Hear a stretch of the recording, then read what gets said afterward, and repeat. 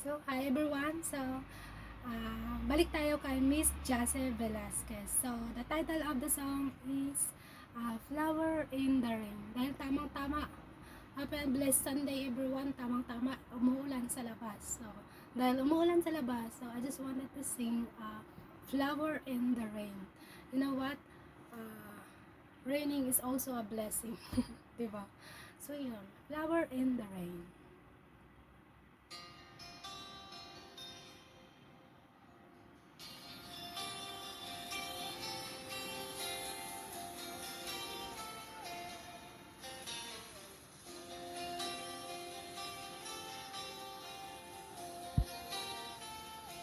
You are the one, there's no one else who lifts me up and gives me water from the well. But there's a hole that seems to drain it all away. And once again, I'm left in fear and doubts when all my strength is crying out. So here I am again, willing to be opened up, unbroken like a flower in the rain. Tell me what I have to do today, and then be raised to reach beyond the pain, like a flower in the rain. The evil wind blows a storm to rock my world. Just when I think I'm safe and warm, I'm led astray far too easily. It's always hard for me to say I'm wrong until I know I can't go on. So here I am again, willing to be opened up and broken like a flower in the rain. Tell me what I have to do today, and then be raised to reach beyond the pain, like a flower in the rain. Lord, you have searched me and know when I'm asleep and when I rise. You're familiar with all my ways.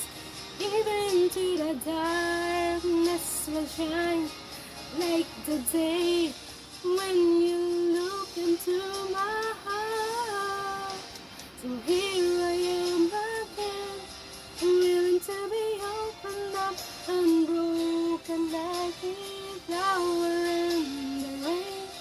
Tell me what I have to do today, and then be raised to reach beyond the pain, like a flower in the rain, like a flower in the rain.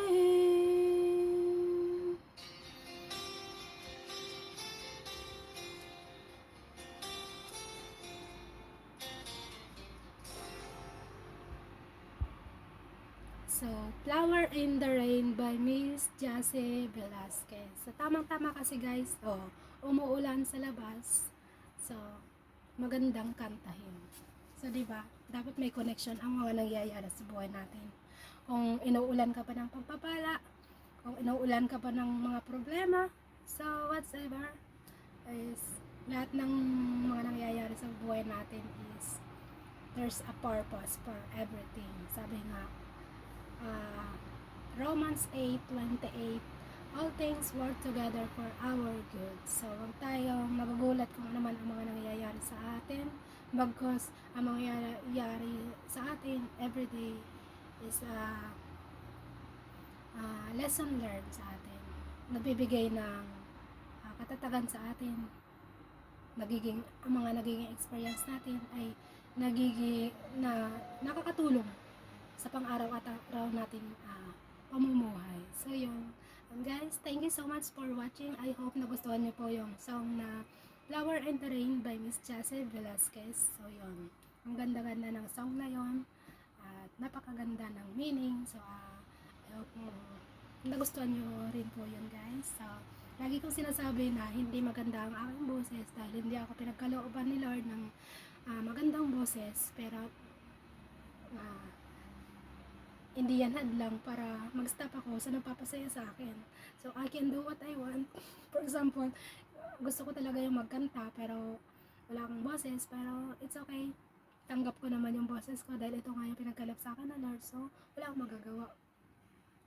Ang kailangan lang keep on going.